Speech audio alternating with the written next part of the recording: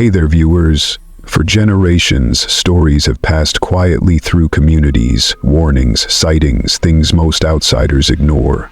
But now, a Cherokee elder is speaking out about strange lights appearing over the Carolinas, and the timing has people on edge.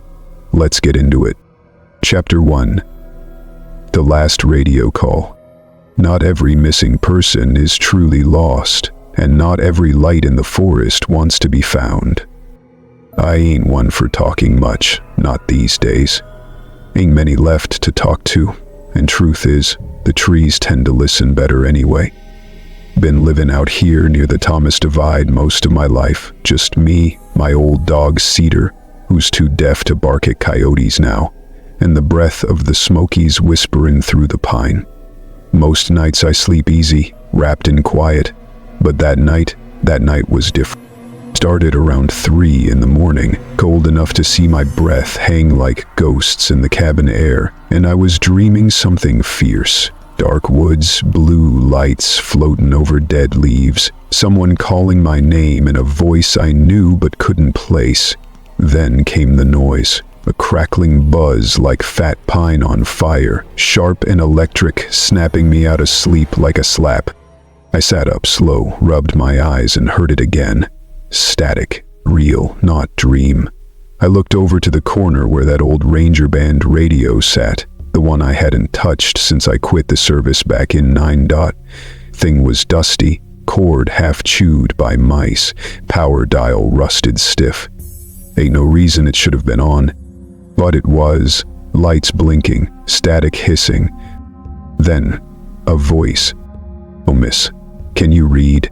This is Beck, need assistance, North Hollow Trail, coordinates." Then nothing. Just hissing. I stared at it, heart thumping like it wanted to crawl out my chest. That voice.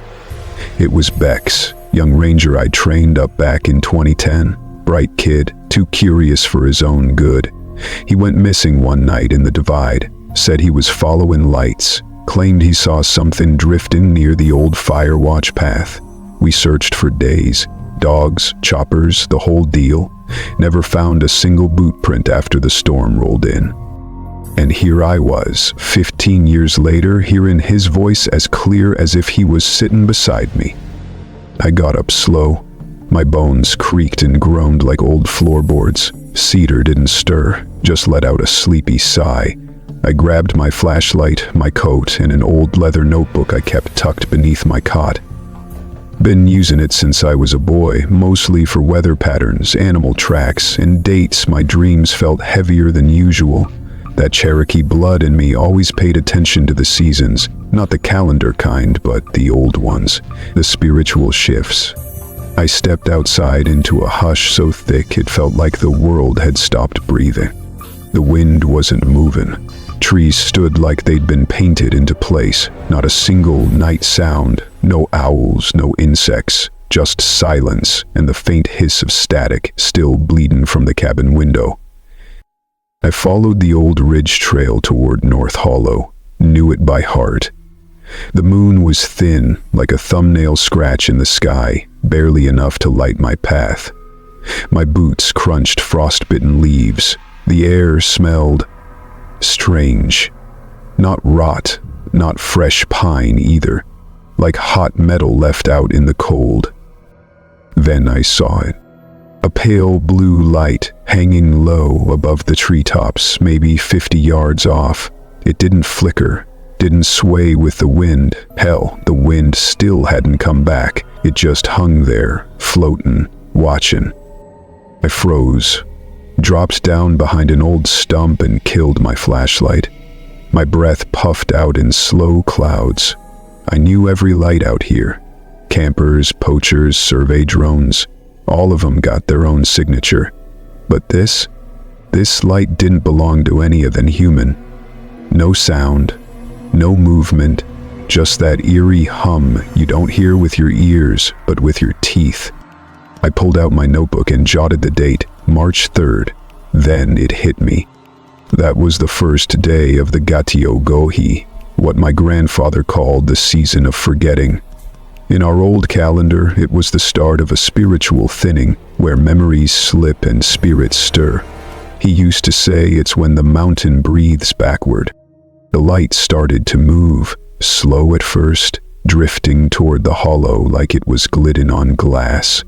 I followed at a distance, careful with my steps. It paused above a rock outcrop, then blinked once and vanished like someone snuffed a candle. I waited. 5 minutes. 10. Nothing. When I got to the spot, the air was thick and wrong. Warmer, like it'd been cooked. The moss underfoot was blackened in patches, burn marks, circular, about the size of my hand. And deeper in the soil, near the edge of the outcrop, were indentations. Not boot prints, not animal tracks. They were shaped like claws, but not from anything I'd seen before. 3 long toes, deep set, almost as if whatever made them was heavy or angry. I squatted there for a while, listening. Still not a single sound in the woods. Even the stars looked like they were holding their breath. By the time I got back to the cabin, dawn was starting to peel over the hills. Cedar was sitting at the door, ears perked back like he'd heard the whole thing from behind the walls. I fed him, poured myself a finger of corn whiskey, and stared at that old radio. It hadn't made a sound since. I sat down and flipped open my notebook, ran my hand across the old pages, reading entries I'd long forgotten. Storm patterns, coyote calls, dreams of blue fire moving through the woods. All of it felt connected now, like I'd been walking toward this moment for years without knowing it. There's a reason I stopped talking, not just because the world got too loud or the people too busy. It's because I saw things when I was young. Same kind of lights, same kind of silence. Back then, the elders told me to hush, said speaking on it draws them back. But maybe silence ain't protection anymore. I reached for the old rotary phone by the window. Still worked somehow. I dialed a number I hadn't used in over 20 years. "Marie," I said when she picked up. Her voice hadn't changed. Strong, calm, like creek water. "Thomas?" she asked, half asleep. "It's been years." "I need you to come," I said. "It's happening again." She didn't ask what. She just said, "I'll bring the maps." I hung up and sat there a while longer, watching the sky brighten. Part of me hoped it had been a dream. Maybe I was lucid it. Old age has a way of twisting memory. But then I heard it, faint, just under the hum of the fridge. The same static. And behind it, a voice, whispering from the dead air. Still here, still watching. I didn't sleep that day, or the one after. I started cleaning my rifle, not out of fear, but out of habit. Not every light means harm, but not every light means peace either. There's something out there, something old, something that don't forget even when we do. And now it's waiting for me to remember. Chapter 2. The Forgotten Names. When I picked up the phone and heard Thomas Blackfeather's voice, I nearly dropped my tea. It was a brittle sound, like wind through old paper, but unmistakable. I hadn't heard it in over 2 decades, not since the last time someone asked the tribal council to reopen the Thomas Divide investigation, back when I was still a junior linguist, cataloging funerary chants and place names no one remembered how to pronounce. That was before I got the archivist role at the Center for Cherokee Cultural Preservation in Asheville. Before the searchers disappeared and the case was quietly closed with no answers and no press. Back then, Thomas spoke in short phrases, eyes like broken stone, and when he finally went silent, most of us assumed that was permanent.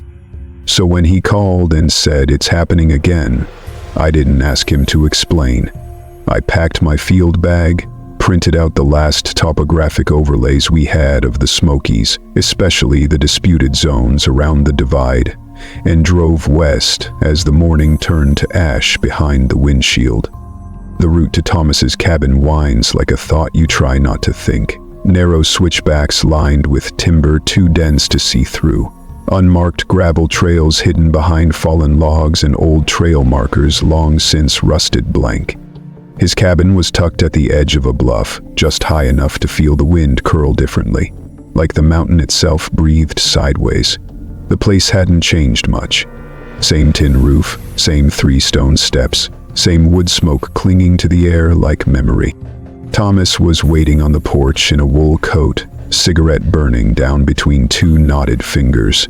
He didn't wave, just nodded once and opened the door without a word. Cedar, his old dog, looked up from a threadbare rug and gave me a glance that felt more like judgment than welcome.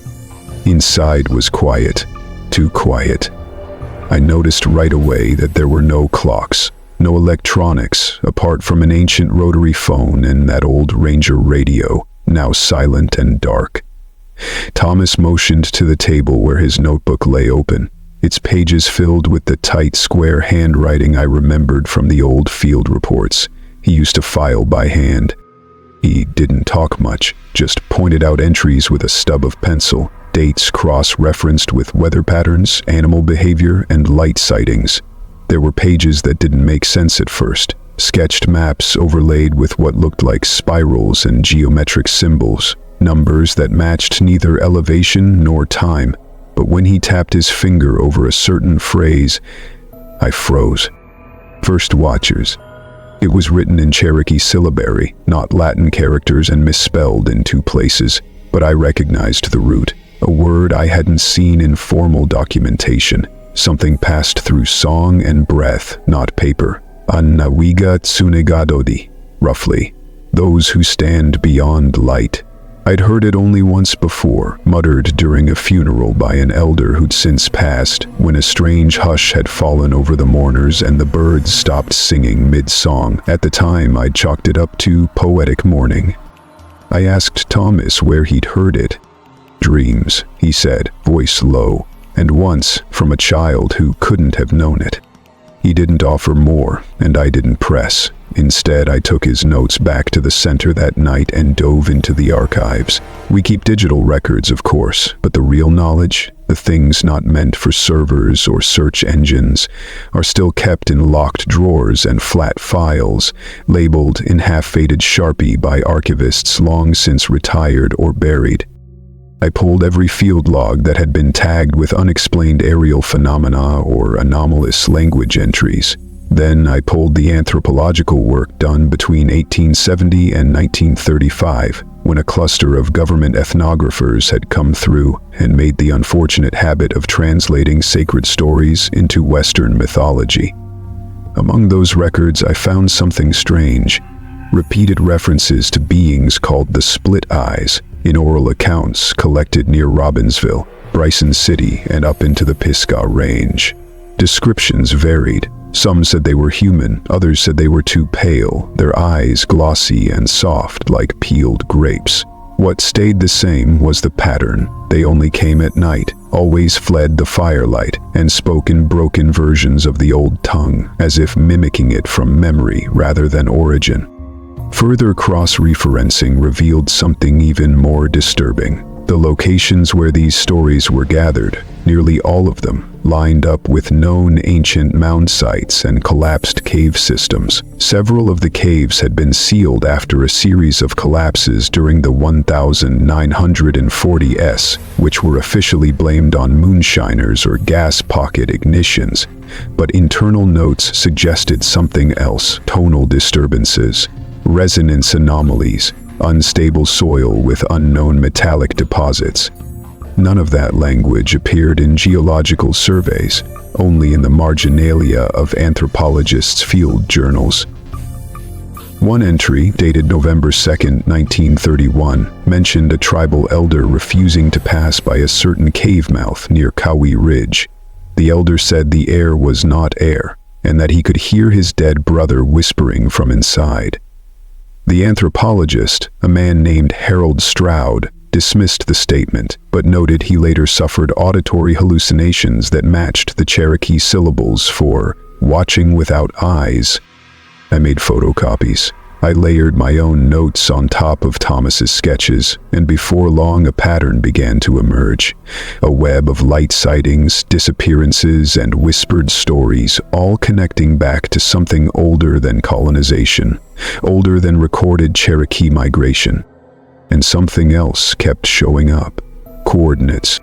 They weren't labeled as such in the old entries, just strange repetitions of numbers, sometimes scratched into trees, etched into cave walls, or muttered by those who had spent too long alone in the woods. I cross-checked them with GPS. The lights weren't random.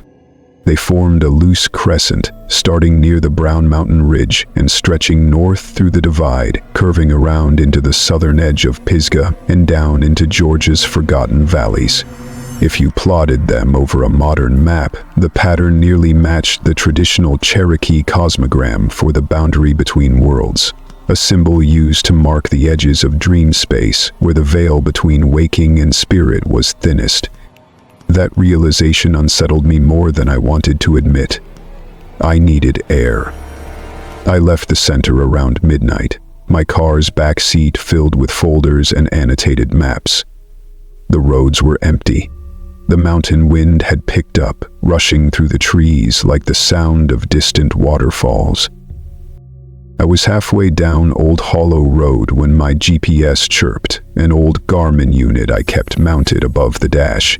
It blinked once, then began repeating a location. At 35.3294, longitude -83.5577. It repeated once, twice, then 10 times, then the screen went dark. That's when I saw it, just past the bend, a flicker in the tree line, pale blue, like ice under moonlight, moving faster than the wind could carry it. It ducked behind the pine needles, reappeared beside the road, then pulled ahead, pacing my car. My headlights didn't touch it, and yet I could see it perfectly. Like it didn't belong to this world's light. I slowed, hand trembling as I reached for my phone, but the signal was gone. My battery drained in seconds. The light stayed with me until the fork near Big Laurel Creek, then veered left and vanished between the trees. I didn't sleep that night. I laid the maps out on my kitchen table, circling every point that matched both the stories and the sightings. The overlapping zones weren't just areas of folklore. They were warning systems, boundaries, something we were never meant to cross unless we knew how to come back.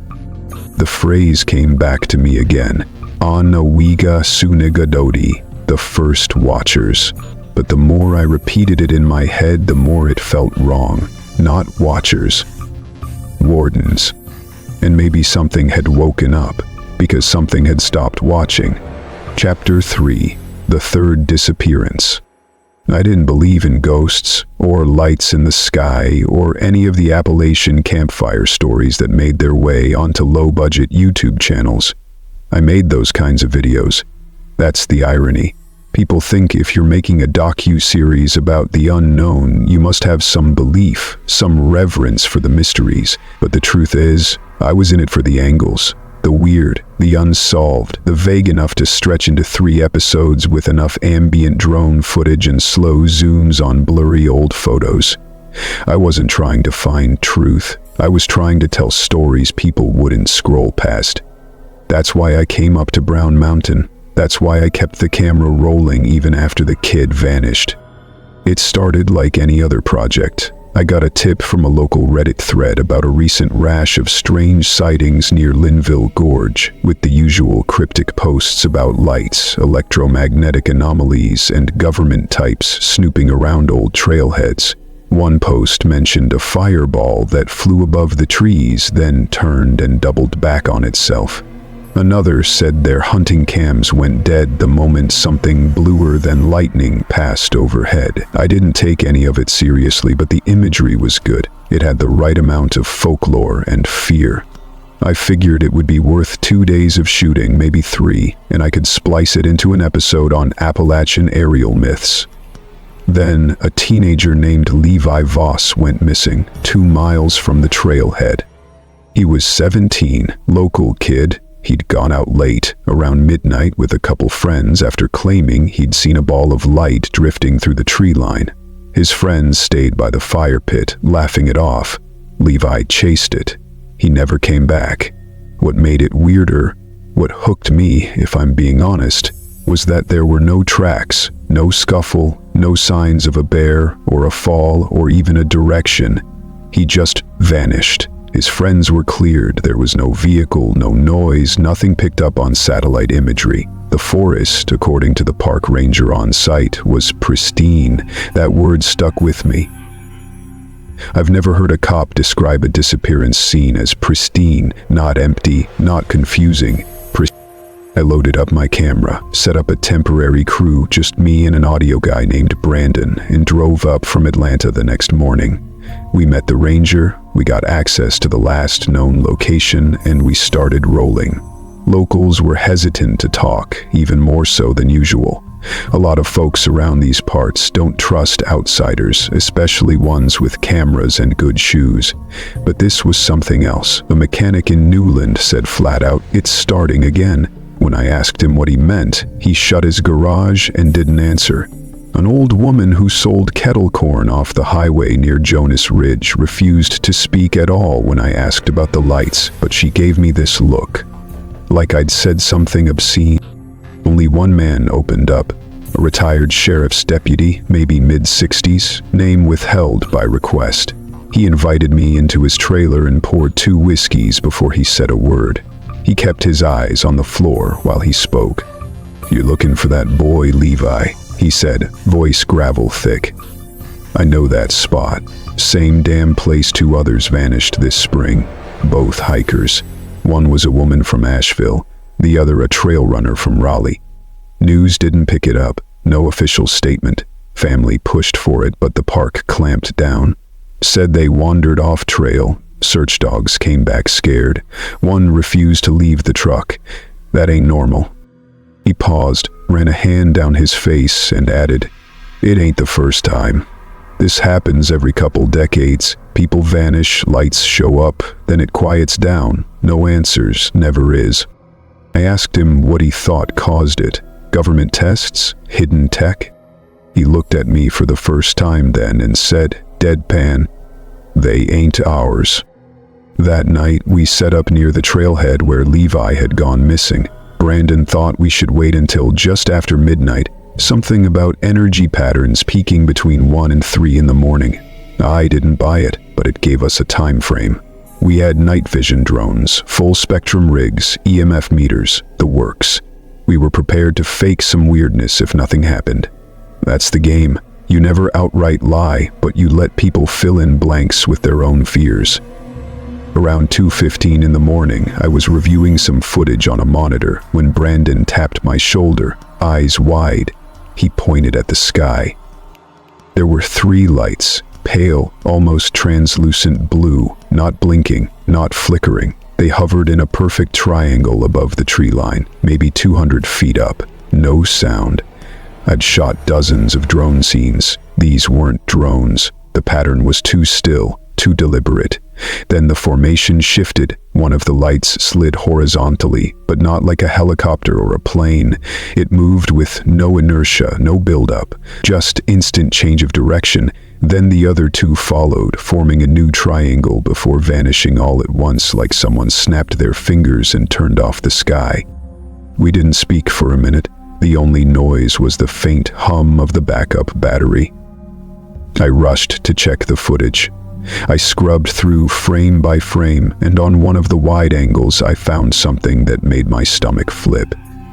It was just a single frame, 1/60th of a second, but in that frozen moment, silhouetted against the leftmost light, was a shape.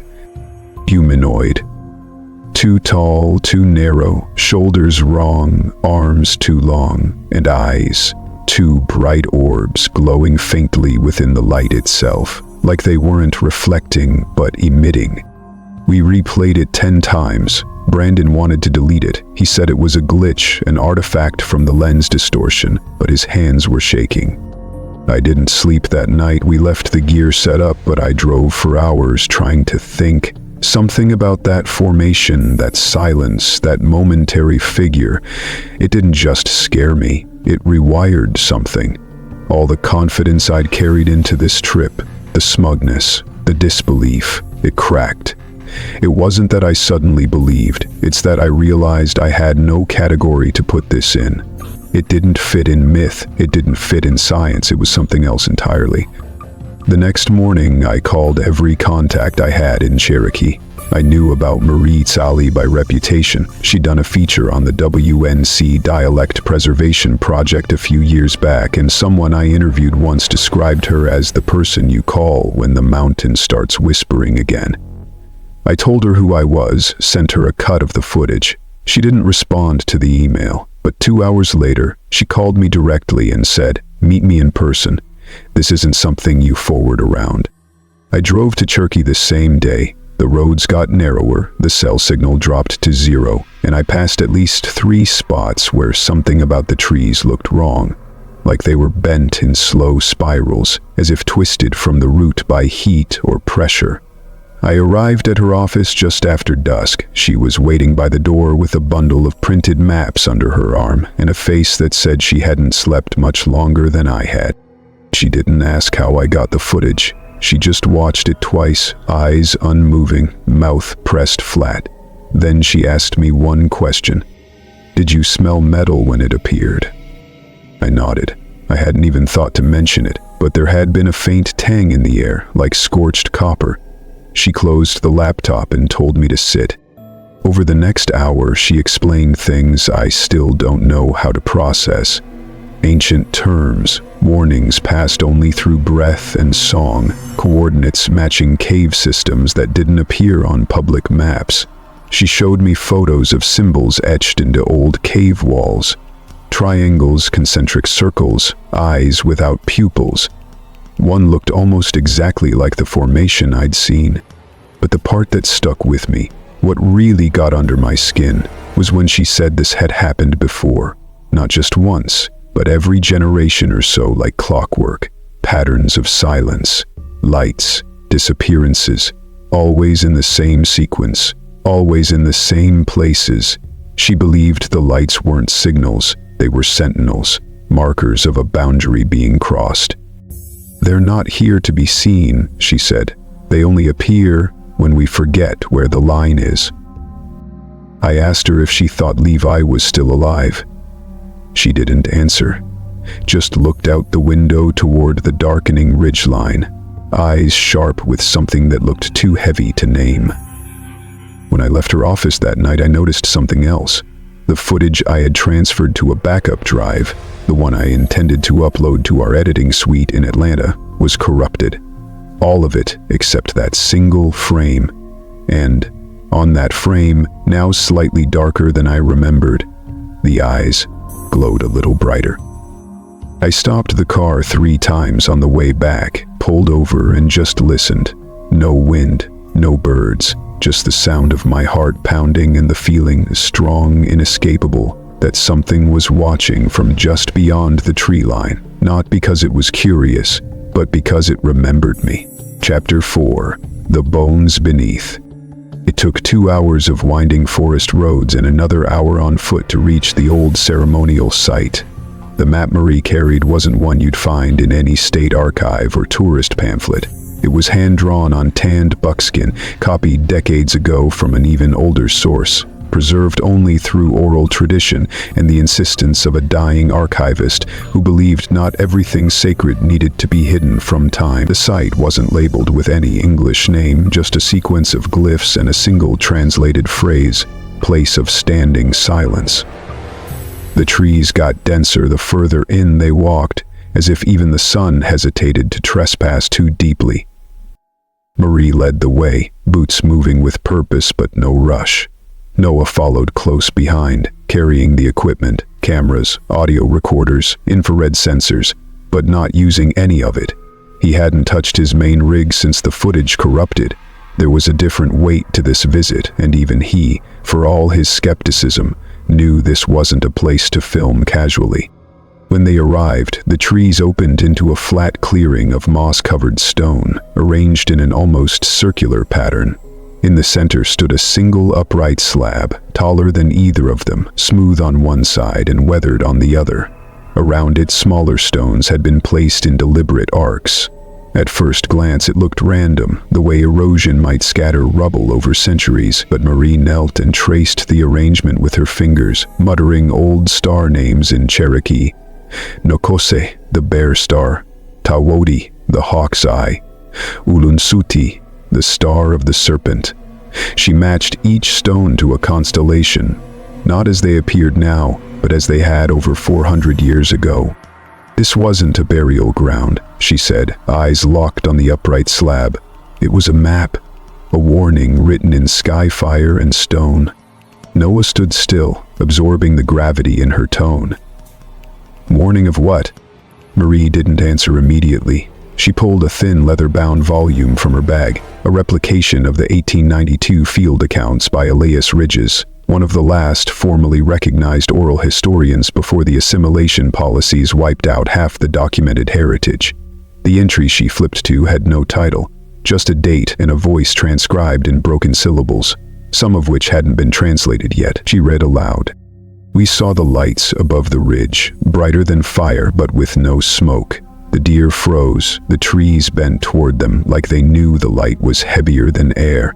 There was a sound like thunder with no clouds, and the earth coughed open. From it came a wind that smelled of rust and old stone. We left a marker and did not return. She looked up at Noah. This ridge, right here, is where it happened, and we're standing over the marker. He exhaled, long and slow, glancing up at the still unmoving canopy overhead. The forest felt tight, like it was holding its breath. They spread out to search for anything recent, depressions in the moss, unusual soil shifts, cracks along the base of the ridge, but everything looked still, too still. Marie was running her hand along the edge of the central slab when the ground gave a soft sigh beneath her feet. A tremor, not enough to panic, but enough to feel. Noah froze mid-step. Another tremor followed, deeper this time, vibrating through the soles of their boots. A bird erupted from the treetops. Then, silence. The ground beneath the central slab began to crack, a long fault line spidering out and collapsing a portion of the moss-covered clearing. Dust shot upward, choking the air.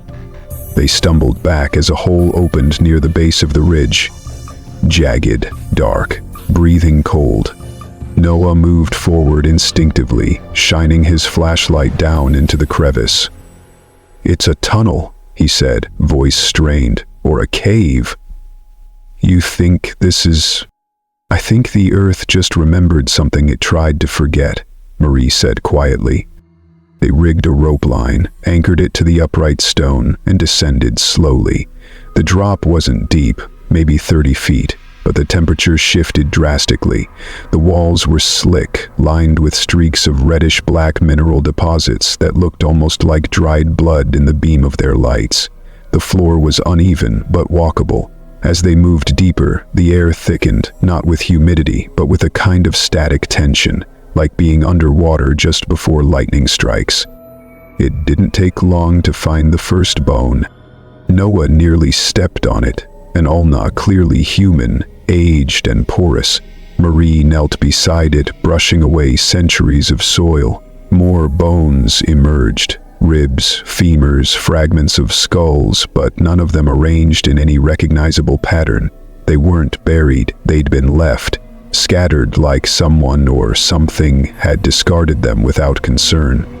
Farther in, the bones changed. One femur was too long, the curvature wrong. A vertebra the size of her fist had ridges that didn't match any human anatomy she'd studied. Then a partial skull. Smooth, narrow, elongated toward the back, with two deep sockets where the eyes should have been. But it was the hands that unsettled her most. They found one fully intact, fossilized against a rock wall. 4 fingers, each tipped in rounded nubs, but the palm was stretched and ridged, almost "These aren't just remains," she said, voice trembling. "They're interred with us. Whoever, whatever they were, they didn't come later. They were already here. Glyphs covered the walls, symbols matching those from her research but more detailed, more deliberate. Figures with elongated heads stood beneath depictions of falling stars. Some raised their arms as if welcoming the descent. Others lay beneath waves of lines suggesting sound or energy. One panel showed a circle of people standing around a central pillar, the same upright stone from above, with blue lights hovering in a triangle overhead. Noah took a single photograph. The flash was sharp, unnatural in the low light, and it echoed with a hollow click that seemed louder than it should have been. For a moment nothing moved, then something shifted deeper in the cavern. A soft sound, like stone dragging against stone. Marie turned off her flashlight. Noah followed suit. They stood in total darkness, breathing slow, ears straining. There was movement, not close, not threatening, but unmistakable. The sound of air shifting through a space no wind should reach. Then, as suddenly as it came, it stopped. They turned their lights back on. The glyphs were unchanged, but Marie felt something had noticed them. Noah wanted to call it in, to send the photos to a university, to alert the authorities. Marie stopped him. If we rush this, it'll be taken from us. Misfiled, buried again. She looked at him, her eyes sharp with something deeper than fear. They've waited this long. We need to understand what woke them now. Noah hesitated. He was a storyteller, a recorder, a revealer. But this was beyond recording. It was about reckoning. He nodded slowly and turned off his camera. They climbed back into the daylight just as the sun began bleeding through the trees. The clearing above looked unchanged, but the air felt heavier now, like the mountain had shifted its weight. Marie sat on the stone, pulling her notes into her lap, eyes flicking between constellations and carvings and numbers only she could fully interpret. The words from the 1892 entry whispered in her mind again. The deer froze, the trees bent, the earth coughed open. The earth had coughed, and what lay beneath wasn't done breathing. Chapter 5. The lights, no names. The lights don't blink anymore. That was the first thing I noticed. When I was young, they'd shimmer and fade like embers blown off a campfire. Now, they hold still, watching from the trees like glass eyes stuck in the skin of the world. They come earlier now, too, not waiting for midnight, not waiting for silence. They hang above my land in full dusk, as if they know I can see them and want to make sure I do. It started slow, just one or two at a time, always keeping their distance. Pale blue orbs, cold as the stars they didn't come from. I told myself they might be drones, new surveillance toys flown in by some research agency, nosing around old mountain folklore. But drones were. They stutter and blink. These lights move like thought. Quiet, precise, deliberate. One moment they're hovering above the barn roof, the next they're gone, and you only notice because the shadows change direction without warning. I stopped tending my garden. The soil felt wrong under my hands, too dry where it should have been wet, too soft where it should have been clay. The corn never broke through this year. The beans curled back in on themselves. I watched a fox step into the northern edge of the tree line one morning, sniff the air, then turn and bolt in the opposite direction like it hit an invisible wall. Deer tracks disappeared halfway across my field, and 2 days ago I found the corpse of an owl up in the rafters of the tool shed, perched like it had simply stopped living mid-thought, eyes hollowed out, sockets black as charcoal. But it was the tree that unsettled me most. I walk the perimeter of my land each morning, a habit I kept from my ranger days. There's a birch that marks the halfway point of my northern boundary. Always been a healthy tree. I use it to gauge the weather. The way the leaves curl in tells me more than any forecast. But last week, I found something carved into its trunk. Not by a blade, not by weather. The bark had been pulled inward, like something had sucked it into itself in a perfect pattern. 3 concentric circles, each no larger than a man's hand, pulsing faintly with a heat that shouldn't have been there. I touched it out of instinct and yanked my fingers back. It wasn't hot like a stove. It was alive, vibrating, whispering without sound. I didn't sleep that night. I tried. The wind made no noise through the chimney. Cedar didn't move once, just lay beside the fire with his nose pointed toward the door like he was waiting for it to open. Around 2 in the morning, I felt a hum start in the floorboards, traveled up through my spine like a warning I didn't understand. I lit a candle. The flame leaned left, though there wasn't a draft in the house. Outside, the sky didn't look right. Not cloudy, not clear, just dull. Like someone had stretched gray cloth over the stars. That's when the dreams began to change. They were vivid before, sure. Light drifting through the woods, figures standing at the mouth of the cave, memories I didn't own, but now they were layered. I saw the cave from the inside, walls lined with carvings, not just symbols but instructions, prayers wrapped in geometry. I saw myself walking through the clearing Marie had spoken of, only it wasn't empty. Figures stood around the upright stone, heads tilted in ways that made my gut turn. One of them turned to me. No mouth, no nose, just those eyes, lit from within like dying stars. And it spoke, not with voice but with thought. It said my name. Not the one I use now, not Thomas, not Blackfeather, my real name, the one given in ceremony when I was 7, back before the state documents took it from me. A name spoken in old Cherokee, long and slow, built from breath and heartbeat. No one alive knows it, not my family, not Marie, but this thing said it, and when it did, I woke with tears down my face and blood in my nose. That was the second night in a row I didn't dream alone. By the third night, the lights didn't wait for me to fall asleep.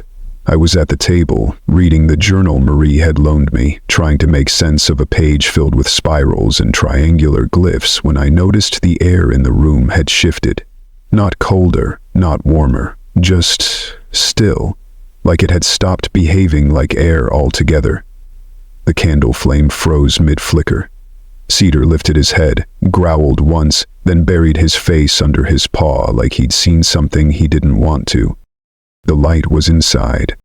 It didn't come through the window. It didn't break the door. It just appeared. No sound, no warning. A sphere of soft blue, hovering 3 feet off the floor near the far wall. It cast no shadows. It lit the room, but not in the way light should. Everything around it seemed to dim except the center of its glow. I tried to stand, but my knees wouldn't cooperate. My heart was sprinting and my arms felt too heavy to lift. I could only stare. It moved toward me. Slow. Not threatening. Just curious. Like it wanted to be seen. When it was a foot from my face, it pulsed once, and the world went black. I don't know how long I was out. There was no dream, no voice, just absence. When I opened my eyes, the sun was rising. I was lying face up on damp soil, surrounded by ferns and pine. It took me a moment to realize I wasn't anywhere near my cabin. The air was colder, thinner. I sat up, bones groaning, and looked around. I was near the old ridge, the one Marie and Noah had hiked out to, the one with the collapsed cave mouth. The trees here were wrong, bent in slow arcs, their bark lined with veins of black that hadn't been there before. Birds sat silent on branches, not singing, just staring. The wind pushed against my ears like it was trying to say something I couldn't quite hear. Then I saw it, scratched into the dirt beside me, as clear as if etched by a clawed hand. You spoke. Now they watch. The letters were deep, deliberate. I reached out and touched one of the grooves and felt that same pulse from the tree bark, humming beneath the earth like a heartbeat buried too far down. I walked home, didn't call anyone, didn't write it down. What would I say?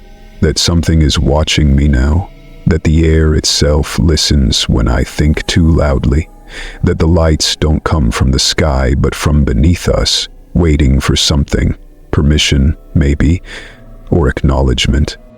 Cedar won't leave the cabin anymore. He sits by the fireplace and growls at empty corners. I've noticed my reflection doesn't match my movements sometimes, like the delay on an old video feed, half a second behind. My shadow doesn't always fall in the direction it should. I haven't lit a fire in 2 nights. The smoke forms shapes now, faces I recognize from childhood dreams, elders who passed long before I was born. They mouth words I almost remember. I'm not sure what I've done. By speaking, I may have broken something that was meant to stay sealed, but maybe it wasn't me. Maybe I was just the first fool loud enough to say what everyone else has whispered into pillows and forgotten beneath the noise of the modern world. Maybe the lights know our names because they gave them to us. Or maybe they've been listening long enough to learn them. Chapter 6. Monai Return. I should have listened to her. Marie told me not to go back down alone. She said the symbols weren't just relics, and that the silence in that place wasn't natural. It was sacred. But something had already hooked itself into me after what we saw beneath the ridge. I couldn't shake it. Every time I closed my eyes, I saw those carvings, those bones, and those long fingers calcified against the cave wall. And then there was the light. That single glowing figure frozen in one frame of my corrupted footage. That was the moment it stopped being a story and started becoming something I didn't want to admit I was now part of. So I went back. I told myself it was for documentation, that someone needed to record what was down there before time or government or superstition buried it again. But the truth is, it wasn't curiosity pulling me. It was a feeling in my chest, like a string tugging softly but constantly, pulling me towards something I had no name for. I reached the collapsed ridge just after sunrise, with only a thermal cam, a handheld light, and a satchel of backup batteries and protein bars. Marie had gone back to Asheville for a meeting with the cultural board. I didn't leave a note. Didn't want to explain. The cave entrance still looked fresh, like the ground hadn't finished healing from when it tore open. I roped in the same way we had before, but this time I didn't stop at the main chamber. I pressed deeper into a narrow vein of rock at the far edge, a space we'd thought was just a dead end. It wasn't. As I slid deeper into the dark, the air changed.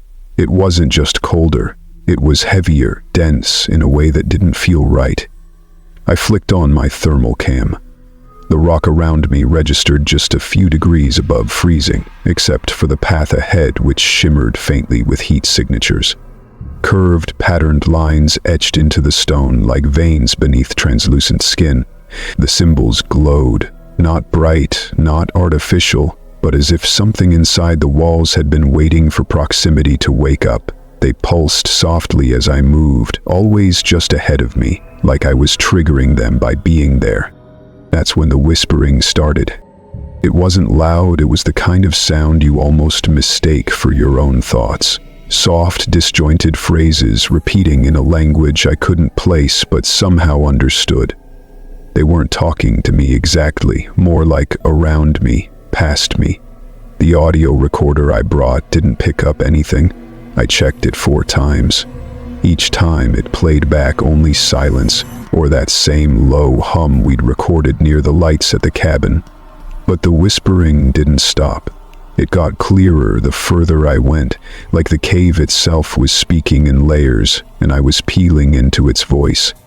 The tunnel opened suddenly into a chamber at least 30 feet wide. The walls sloped and etched with the same constellations we'd seen above, only now more detailed, layered with a depth that couldn't have been carved by primitive tools. The floor was smooth stone, almost polished, and in the center stood a circle of figures, dozens of them. At first I thought they were statues, lined up in silent vigil, each one just slightly taller than me. Their heads were long, stretched backward, their faces featureless except for smooth sockets where eyes should be. Their arms hung down, fingers too long, palms open and turned slightly outward, like they were waiting to receive something. The detail was exquisite, limestone or something close, with faint ridges like skin wrinkled from water. I moved slowly, camera rolling. Every instinct in my body screamed to turn back, but I couldn't. The whispering had stopped. The air had gone still again. I took one step into the circle just to get a closer shot, and all the lights in the chamber died at once. Darkness slammed into me, so complete it felt like I'd gone blind. My flashlight flickered and failed. The cam feed glitched into static. In the pitch black, I could hear nothing. No wind, no breath, just the sound of my own heartbeat, ragged and loud. Then came the sound of stones sliding, not a lot, just the subtle shift of weight. A scrape, another, soft, almost polite, like something tall, thin, and waiting had finally decided to move. I didn't breathe. I couldn't. I backed up, slowly, praying to whatever might be listening that my foot wouldn't slip on the smooth stone. The air shifted behind me. Something passed so close, I felt its pressure on my skin. Not heat, not cold, just presence. Then a hand touched my shoulder. It wasn't rough, it wasn't even strong. It rested there with the weight of curiosity, not malice. But it burned. Not with pain, but with permanence. 3 points pressed against my skin, one after the other. Circle, circle, circle. Then the world dropped. I don't remember climbing out. I don't remember the rope. I don't remember the sun rising or my legs carrying me back to my car. All I remember is opening my eyes on the ground beside the trail. Hours later, my shirt soaked through and 3 concentric scars blistered red on my shoulder, each still pulsing faintly beneath the skin. Marie found me that evening. I had somehow driven myself back to Cherokee and parked outside her office without memory of the drive. The footage I'd recorded was intact, every frame, except none of it showed the figures moving, just the last 5 seconds. When the lights went dark and my breath caught. The video stops there, cuts to static, but my shoulder doesn't lie. Marie took one look at the mark and didn't speak for a long time. When she finally did, her voice was low, reverent, and afraid. "They're not extinct," she said. "They never were. They just learned to wait, and we've entered their season." I asked her what that meant. "The season of forgetting," she said, "when the veil thins and memory fades and things we buried start crawling back. They only surface when we stop remembering why we stopped looking." She began calling elders that night, not just local ones. Nicknames from Oklahoma, from Georgia, from tribal archives that hadn't been opened in decades. I sat there, wrapped in a blanket, staring at the patterns burned into my skin, realizing I hadn't gone into the cave to record something. I'd gone in to be marked by it, and now it had sent me back. Not as a witness, but as a message. Chapter 7. The Ceremony That Shouldn't Be Done. The messages went out quietly, not by email or phone, but through the old methods. Handwritten notes delivered by trusted drivers, whispers passed in the backs of church halls and community centers, codes embedded in shipments of medicinal herbs and beadwork, all pointing toward a date, a time, and a place not marked on any map. We chose a grove deep in the Nantahala forest, far from roads, where the land still held memory and the trees stood the way they had before asphalt carved the world into pieces. I used the language my grandmother taught me, Old Cherokee, measured and respectful, and I asked them not just to come, but to remember. The gathering was smaller than I hoped, but larger than I feared. 13 came in the end, Elders and knowledge keepers from all over, some from North Carolina, others from Georgia, Tennessee, and two who flew in from Oklahoma after hearing whispers through their own networks. They arrived with quiet faces and heavy bags, some carrying bundles of sweetgrass and tobacco, others holding books that hadn't seen light in decades. Each one looked at me like I was asking them to wake a sleeping bear. We met just before dusk. The trees were tall and wide-armed around the circle of stone we'd cleared the week before, each of us choosing a point to sit, as had been done long ago before the government labeled our practices folklore and pushed them into the corners of our lives. I explained what we knew. The cave, the figures, the lights, Noah's mark, Thomas's visions, the bones beneath the ridge that were only half human, and the glyphs, the repeated symbols appearing again and again over the years. Triangles, concentric circles, stylized eyes with no pupils. The watchers were not visitors. They were remnants. They were thresholds, openings between here and somewhere we once could touch but had long since forgotten how to name. The elders didn't speak for a long while. Then, slowly, voices rose. Some urged us to seal the caves, to bury them again beneath prayers and earth, to close the holes before more was pulled through.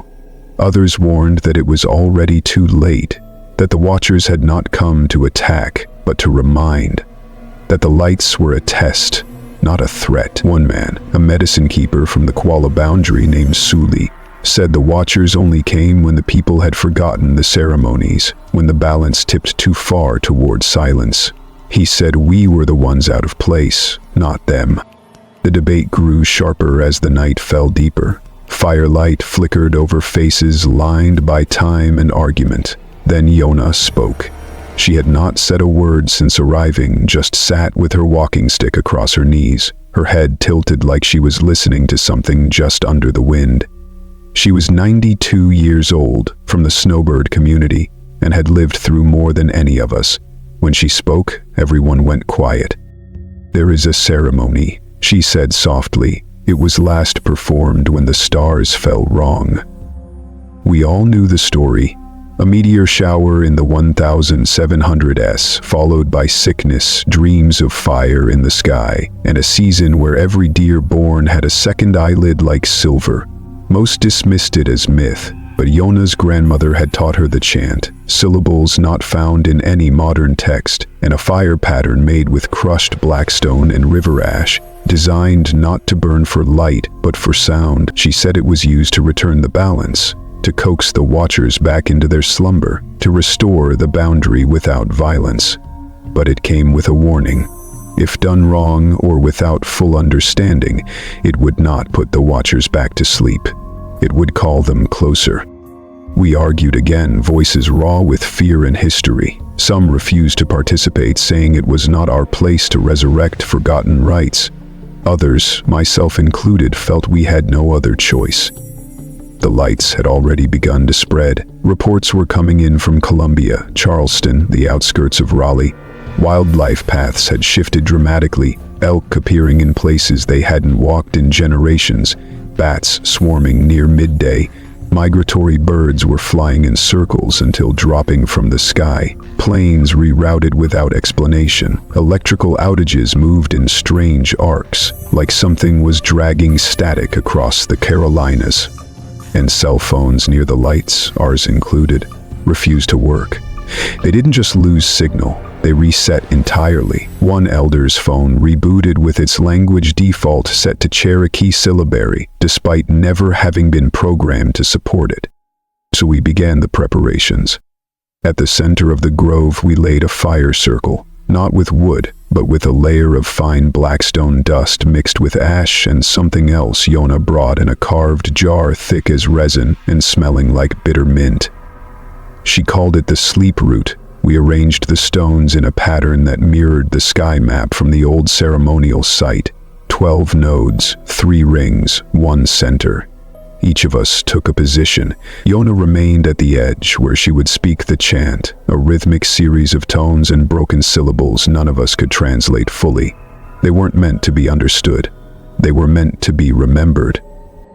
The fire was lit with no spark. We used a lens, and the last rays of dying sunlight focused and slow until the black powder took on a dull ember. As the fire spread, it didn't glow red or orange. It burned black. Not dark, but black, as if it were devouring light rather than producing it. The flames moved unnaturally, bending toward the earth, curling inward like reverse flowers, and then Yona began to speak. The sound was unlike anything I'd heard. Not a chant, not a song. It was a vibration, deep and hollow, felt more than heard. The ground trembled. The trees leaned slightly forward. For a moment it seemed to be working. The air grew still, the sky above clearing, the stars sharpening into focus. Then something shifted. One of the elders, Joseph, a quiet man from Murphy, fell to his knees. His eyes rolled back. He convulsed violently, foam bubbling at his mouth. We ran to him, but he began speaking in a voice not his own, higher, layered, speaking in tones that vibrated the air but couldn't be recorded. My recorder flashed red and went dead. The fire flared suddenly, then split into 3 separate plumes, each one swirling counterclockwise. The ground buckled beneath us. Yona stopped chanting and whispered, "We have called more than we should." Above us, the sky fractured, not cracked like glass, but peeled open like layers of silk. An aurora shimmered over the ridge, but it wasn't the colors of the north. It was all wrong.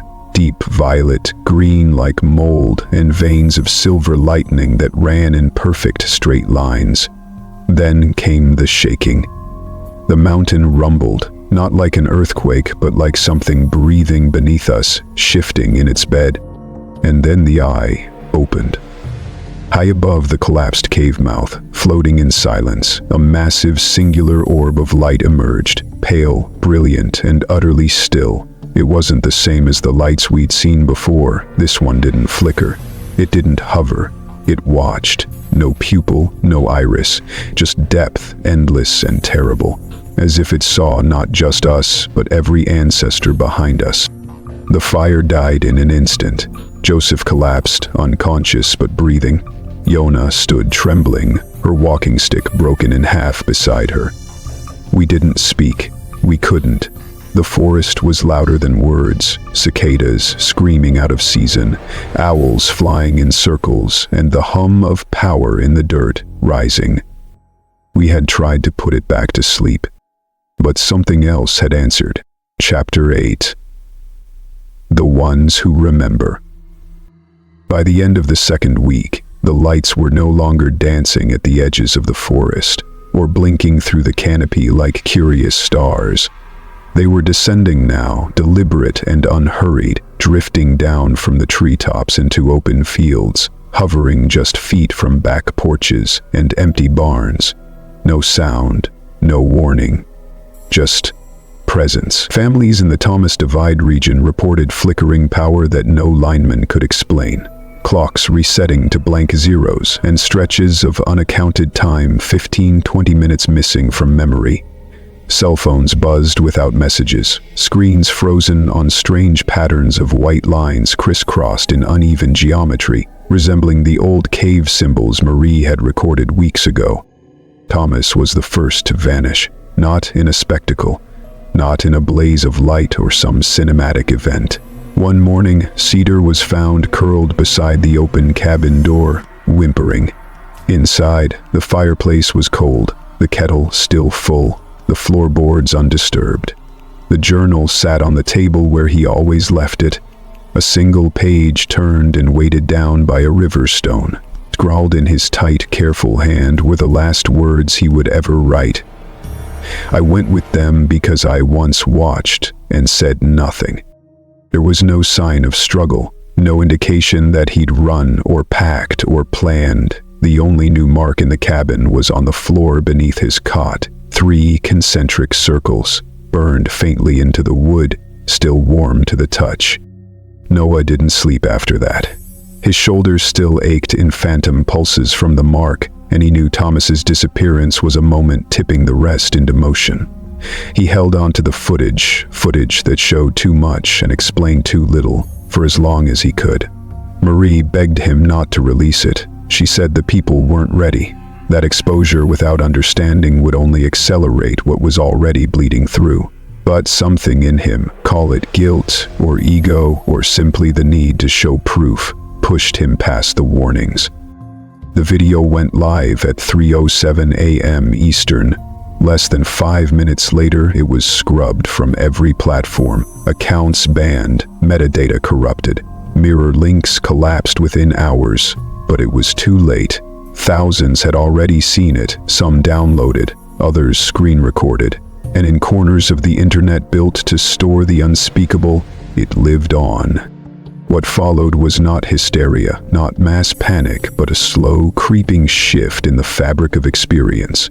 People across 3 states began reporting the same dream. A tall standing stone encircled by figures with no faces. The sky above split open in an impossible aurora, and a soundless voice whispering names they had never told anyone. Names from blood memory, ancestral syllables sealed in the backs of their minds like seeds in permafrost, thawing all at once. Children began waking with drawings of spirals and triangles inked in crayon with disturbing accuracy.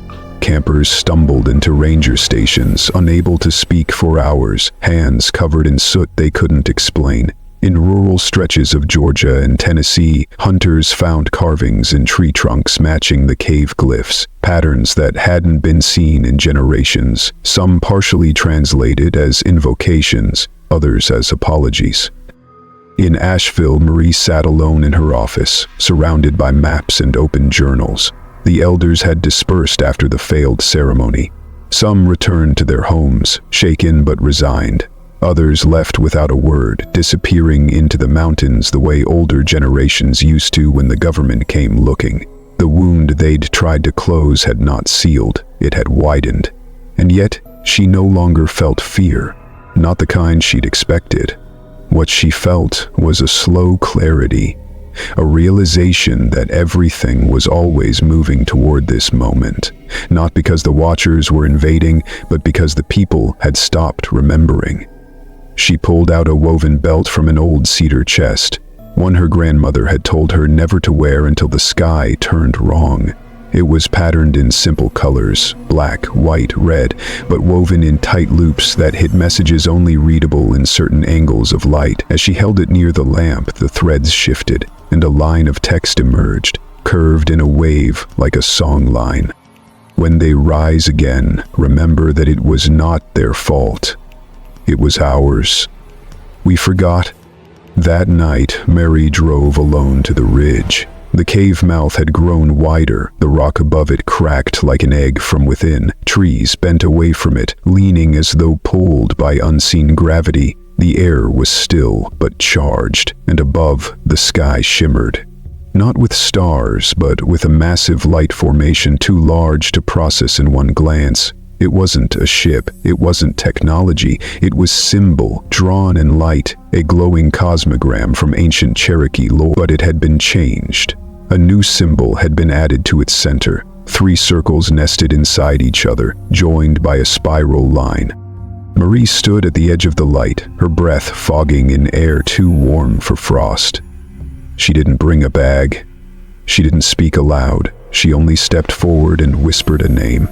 Not Marie, not the one the census knew, but the one only her grandmother used when she was ill and dreaming, the name that had no vowels in English, the name passed only in ceremony, held in the quiet space between heartbeats.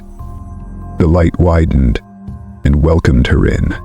Somewhere, far above the treetops, the Watchers stood still once more, their task unfinished, but no longer forgotten. And beneath them, the world began to remember.